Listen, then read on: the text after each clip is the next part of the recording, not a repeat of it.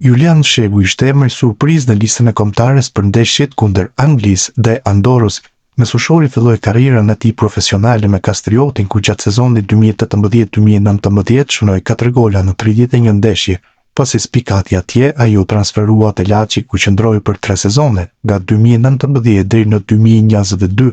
Shehu luajti 98 ndeshje dhe shënoi 9 gola gjatë 3 sezoneve me Kurbinasit.